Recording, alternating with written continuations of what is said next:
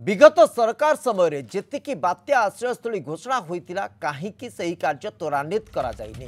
bounty प्रकल्प कहीं कार्यकारी होना यार रहस्य कौन बोली आज विधानसभा प्रश्नकाल आलोचना बेले राजस्व मंत्री को प्रश्न करते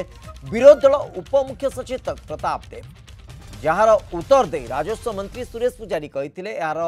रहस्य होउछि विगत सरकार अनेक निष्पत्ति नेउथिले एथिरे संदेह नाही किंतु सेगुड़िक कार्यकारी हेउ नथिला जो निष्पत्ति नेइथिले बीजेपी सरकार को आसिले करिबो बोली छाड़ी देइथिले पूर्व सरकार बाउंटी बात्या आश्रयस्थली करबा पई राजस्व विभाग निष्पत्ति नेइ नथिला सेही निष्पत्ति नेइथिले 5टी कागज पत्र रे प्रोसेसिंग न करी खाली घोषणा करथिले विभाग एस्टिमेट कला टेंडर हैला किंतु वाकडर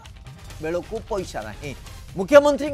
रिलीफ पांठि खर्च करेंगे बोली कहुला रिलीफ पांठि जी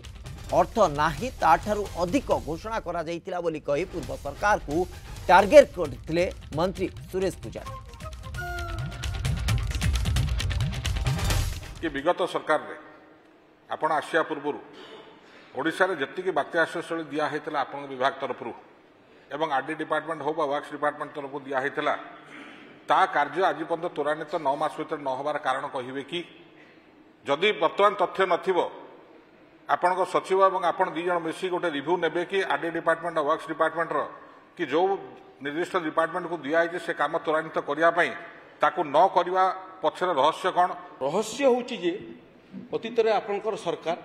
ए बाबद रे निष्पत्ति करथिले एथिरे तिले मात्र संदेह नै किंतु बहुत समय महोदय आपनकर सरकार जो निष्पत्ति करथिले ताकू केबे कार्यकारी करूनथले छाड़ी जाउथले आसंता सरकार करिवो बोली एबे मध्य गोटे विषय जोटा आपण कहउचंती 52टा नुआ आश्रयस्थली निर्माण करिया पई राजस्व विभाग निष्पत्ति करि नथिला से समय 5टी निष्पत्ति हितला